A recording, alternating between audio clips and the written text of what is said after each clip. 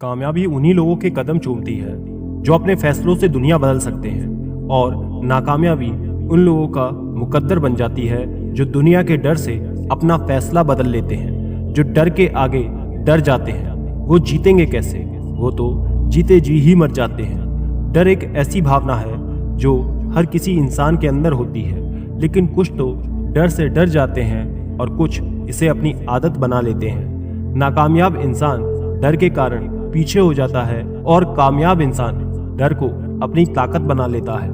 एक छात्र अपनी परीक्षा को लेकर डरा हुआ रहता है कि कहीं मैं फेल हो गया तो मेरा पूरा साल बर्बाद हो जाएगा। एक प्रेमी अपनी प्रेमिका को खोने से डरता है।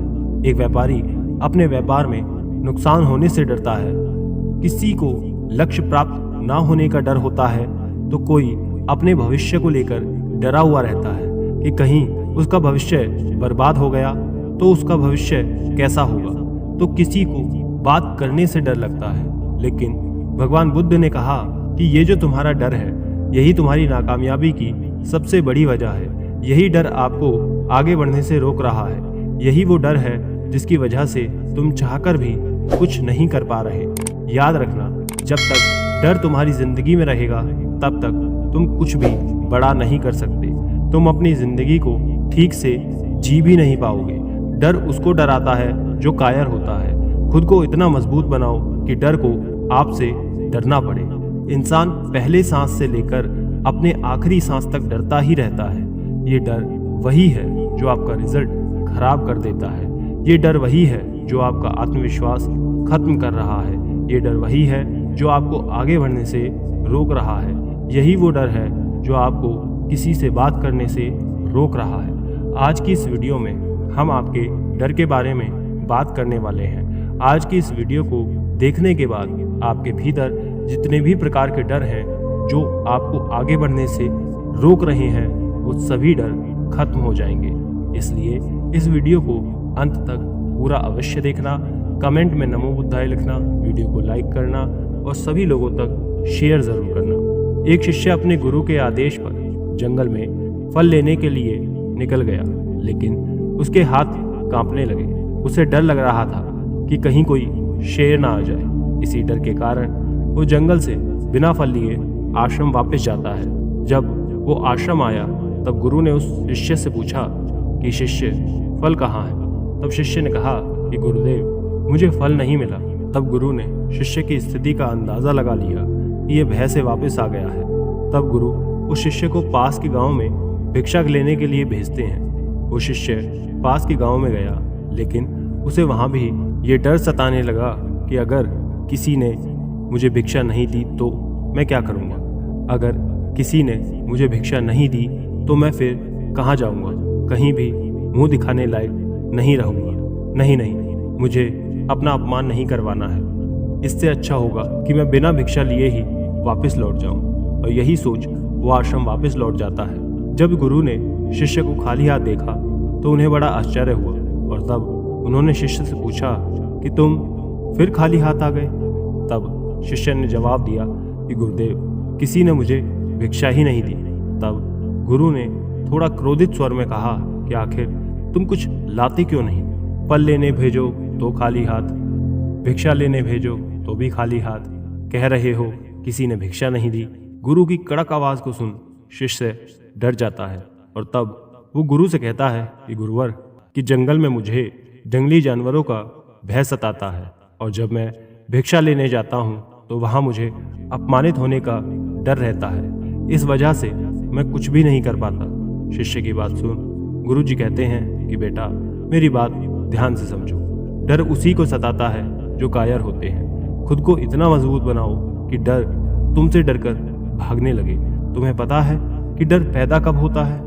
जब हम अपने मन में गलत धारणाएं बना लेते हैं, जैसे ये मेरे से नहीं होगा, मैं इसके लायक नहीं हूँ, उसने मेरा मजाक बना दिया तो, अगर मैं असफल हो गया तो, अगर मेरा व्यापार नष्ट हो गया तो। ऐसे विभिन्न प्रकार की नकारात्मक अवधारणाएं तुम्हारे अंदर डर को पैदा करती हैं, जबकि हकीकत में देखा जाए तो डर होता ही नहीं। गुरु की बात सुन शिष्य उनसे कहता है कि लेकिन गुरुदेव, मुझे तो बहुत डर लगता है और मैं अपने इसी डर के कारण कुछ भी नहीं कर पाता हूँ। कृपया करके आप मुझे इस डर से निकलने का कोई उपाय बताएं। इसके बाद गुरु उसे ऐसे ही कहते हैं कि बेटा, इसके लिए तुम्हें सबसे पहले डर को समझना होगा।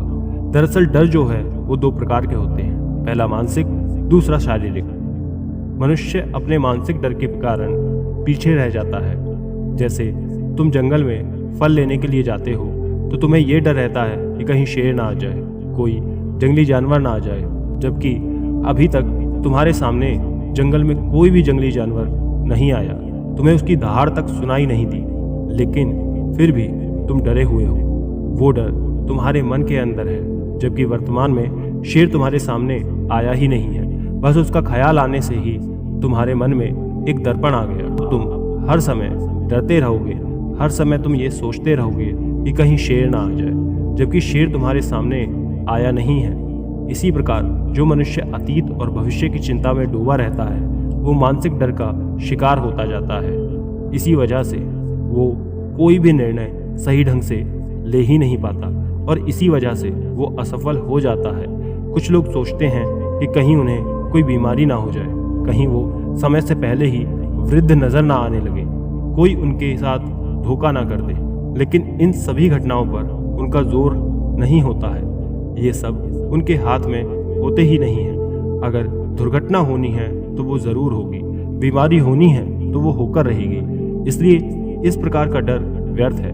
आप डरने की जगह अपने स्वास्थ्य पर ध्यान दें, अच्छा भोजन खाएं, व्यायाम करें। इससे ना तो तुम्हें कोई बीमारी होगी और ना ही तुम समय से पहले वृद्ध नजर आओगे।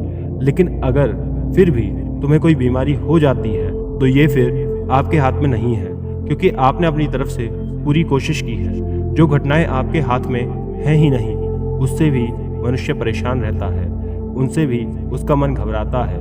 और यही मानसिक डर जो उसके पतन का कारण बनता है। जो इंसान ये सोचता है कि कांटे सिर्फ दर्द देने के लिए बने हैं, वो ये भूल जाता है कि कांटे ही फूलों की रक्षा करते हैं। इसी तरह ज्ञानी व्यक्ति अपने डर को ताकत बना लेता है, वहीं अज्ञानी मनुष्य अपने डर को कमजोरी बना लेता है। एक ज्ञानी मनुष्य फेंके गए पत्थरों से भी महल खड़ा कर देता है, लेकिन एक अज्ञानी व्यक्ति उन पत्थरों को दूसरों पर फेंकता है। भविष्य में आगे चलकर क्या होगा इस पर हमारा कोई जोर नहीं होता, लेकिन अक्सर मनुष्य अपने भविष्य को लेकर बहुत चिंतित रहते हैं और डर डर के जीते हैं। फिर गुरु उससे कहते हैं कि बेटा, मानसिक डर पर काबू पाने के लिए अपने विचारों पर ध्यान दो। जब तुम अपने विचारों पर ध्यान दोगे तब तुम्हें पता चलेगा कि ज्यादातर विचार तो काल्पनिक हैं। इसलिए जो डर उन विचारों के कारण पनपता है वो भी तो काल्पनिक ही होगा। ज्यादा सोने वाले लोग फालतू बातों के बारे में सोचते रहते हैं और वो बेकार के विचार उसे परेशान करते ही हैं, साथ ही साथ उसके परिजनों को भी परेशान करते हैं। इसलिए मन में उठने वाले विचारों में जो काम के विचार हैं उन्हें अपनाओ और जो फालतू के विचार हैं उन्हें छोड़ दो, क्योंकि अगर तुम फालतू के विचारों को पकड़कर बैठोगे तो वो तुम्हारे भीतर डर उत्पन्न करेंगे। इसके बाद तुम्हें दूसरा काम ये करना है कि तुम्हें डर का पूर्ण रूप से सामना करना है। मैं ये नहीं कह रहा कि तुम शेर के सामने खड़े हो जाओ, बल्कि पूर्ण सुरक्षा के साथ तुम उससे बचो, क्योंकि फल लेने के लिए जंगल में जाना तुम्हारे लिए बेहद ज़रूरी है। इसलिए तुम आश्रम में बैठे नहीं रह सकते। इसी प्रकार मनुष्य के जीवन में जितने भी डर होते हैं, जैसे परीक्षा का डर, लक्ष्य पाने का डर, अपने को झूठ बोलने का डर, अपनों को खो देने का डर, सच के पता लग जाने का डर, दुर्घटना हो जाने का डर, व्यवसाय के नष्ट हो जाने का डर। लेकिन जैसे जैसे समय के साथ उन डरों का सामना किया जाता है, वैसे वैसे वो डर जो भी हैं वो जीवन से दूर होते चले जाते हैं। कुछ लोगों को तो दूसरों के सामने खुलकर बात करने में भी बहुत डर लगता है, तो ऐसे में ऐसे लोगों को अनजान लोगों से बात करना आना चाहिए। ऐसे में वो जितना लोगों से बात करेंगे उनका डर उतना ही खत्म होगा। जैसे मान लो तुम्हारे सामने कोई ऐसी स्थिति आ जाए कि तुम्हें नदी पार करके उस पार जाना ही है, तो तुम क्या करोगे? क्या तुम नदी पार नहीं करोगे? अपने डर के कारण बैठे रहोगे? अगर तुम ऐसा करोगे तो फिर तुम जीवन में कभी भी उस नदी को पार नहीं कर पाओगे। इसलिए तुम्हें उसका सामना करना ही पड़ेगा। मैं ये नहीं कह रहा कि तुम जाकर नदी में छलांग लगा दो। तुम पहले थोड़े पानी में उतरो और फिर थोड़ा आगे बढ़ो, अपने हाथ चलाओ और फिर धीरे धीरे तैरना सीखो और फिर आगे बढ़ते जाओ। अगर तुम नदी की गहराई को देखकर डर जाओगे तो तुम कभी भी नदी को पार नहीं कर पाओगे, लेकिन जब तुम उस नदी की गहराई में उतर जाओगे तो फिर तुम्हारा जो भी डर है वो अपने आप ही खत्म हो जाएगा। ऐसे ही हमारे साथ बहुत सारी ऐसी परिस्थितियां आती हैं जिन्हें देखकर हमें बहुत ज़्यादा डर लगता है, हम उनका सामना नहीं करते हैं, लेकिन जब हम उनका सामना करते हैं, उनसे निकलने का प्रयास करते हैं तो हमारा डर बहुत जल्दी खत्म हो जाता है और हम उस स्थिति पर विजय पा लेते हैं। तुम्हें पता है, एक बाज जो कभी भी तूफान को देखकर डरता नहीं है, बल्कि तूफान आने पर वो और भी तेजी से उड़ता है और उड़ते उड़ते आसमान के ऊपर निकल जाता है। उसी प्रकार अगर तुम भी परिस्थितियों का सामना करोगे तो तुम भी अपनी मंजिल को छू पाओगे। इसके बाद गुरु शिष्य से कहते हैं कि बेटा, किसी को रिश्ते बनाने से डर लगता है, लेकिन दूसरों के साथ अच्छे रिश्ते बने रहने पर लोग सुरक्षित महसूस करते हैं। इससे मानसिक शांति भी मिलती है। परेशानी या फिर विपदा के समय लोगों को कोई ऐसे व्यक्ति की ज़रूरत पड़ती है जो उसके साथ खड़ा रहे। सोचो, अगर कोई प्रियजन तुम्हें छोड़कर चला जाए तो क्या तुम्हारी महंगी गाड़ी तुम्हें तसल्ली दे पाएगी? क्या तुम्हारा आलीशान घर तुम्हें तुम्हारी मुश्किल से बाहर निकलने में मदद करेगा? नहीं ना, क्योंकि चीज़ कभी भी इंसान की जगह नहीं ले सकती। तुम चाहे कितने भी अमीर क्यों ना हो जाओ, लेकिन मुसीबत के समय तुम्हारा परिवार और तुम्हारे सच्चे मित्र ही तुम्हारे काम आएंगे। अगर तुम्हें नए मित्र और अच्छा रिश्ता बनाने में परेशानी आ रही है तो सबसे पहले अपना नज़रिया बदलो। बिना लोगों को अच्छे से जाने उनके बारे में गलत राय बनाना बंद करो। तुम जितना खुले दिमाग के साथ अपना जीवन जियोगे, तुम उतनी ही आसानी से लोगों को समझ पाओगे। ज़्यादातर ऐसा होता है कि हम जाने बिना ही उसके बारे में राय बना लेते हैं। हम पहले ही मान लेते हैं कि वो इंसान ऐसा है, वो इंसान वैसा है। इसलिए पहले उनके बारे में जानने और समझने के लिए थोड़ा समय लो। एक बात हमेशा ध्यान रखो, सच्ची दोस्ती तभी होगी जब तुम सच्चे बनोगे, तुम उससे खुले दिमाग से बात करोगे, तभी तो सामने वाला अपने दिल की बात करने की हिम्मत करेगा। याद रखना, ठंडे स्वभाव वाले व्यक्ति से हर कोई किनारा करने की कोशिश करता है। अगर कोई तुम्हारा सच्चा मित्र है और तुम्हें ये डर लगता है कि कहीं तुम उसे खो ना दो, तब तुम्हें एक बात हमेशा याद रखनी है कि रिश्ता वैसा ही है जैसे ठंडी रातों में आग के पास बैठना। जैसे ही तुम आग से थोड़ा दूर जाकर के बैठोगे तो तुम्हें गर्माहट का एहसास ही नहीं होगा, और अगर तुम उसके ज़्यादा करीब जाओगे तो तुम्हें बहुत ज़्यादा गर्मी लगने लगेगी। ठीक ऐसे ही जब किसी रिश्ते में ज़्यादा करीबियाँ बढ़ने लगती हैं तो रिश्ते में अक्सर बोरियत होने लगती है।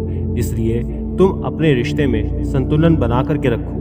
बेशक अपने रिश्तों में मजबूती हो, लेकिन इतनी गरीबी मत लो कि सामने वाले को घुटन महसूस होने लगे। रिश्तों में थोड़ी दूरियां होनी भी बहुत ज़रूरी है, जिससे तुम्हारे रिश्तेदारों और दोस्तों के साथ एक मजबूत रिश्ता बन सके। कई बार लोगों को इस बात का डर लगा रहता है कि लोग क्या कहेंगे, तो इसके लिए तुम मेरी इस बात का ध्यान रखो और इन्हें अपने जीवन में गांठ बांध लो, क्योंकि ये बातें तुम्हें जीवन में हमेशा खुश रहना सिखा देंगी। तो सबसे पहली बात यह है कि ये लोग तुम्हारे ऊपर उतनी दिलचस्पी नहीं लेंगे जितना तुम चाहते हो। क्या तुम्हें याद है कि पिछले हफ्ते तुम्हारे दोस्त ने क्या पहना था और क्या खाना खाया था? नहीं ना। जैसे तुम्हें दूसरों की छोटी छोटी बातें याद नहीं है तो उन्हें तुम्हारे बारे में बातें कैसे याद हो सकती हैं? और जब लोगों को तुम्हारे बारे में याद ही नहीं रहेगा तो फिर चिंता करने से क्या फ़ायदा? लोग क्या कहेंगे? असल में लोग हमारे बारे में उतना नहीं सोचते जितना हमें लगता है। दूसरी बात, हर कोई तुम्हें पसंद करे ये ज़रूरी नहीं है। क्या तुम सबको पसंद करते हो? नहीं ना। तो फिर तुम दूसरों से कैसे ये उम्मीद लगा सकते हो कि तुम्हें सब पसंद करेंगे? अगर कोई तुम्हें पसंद करता है तो अच्छी बात है, और अगर कोई पसंद नहीं करता तो भी अच्छी बात है।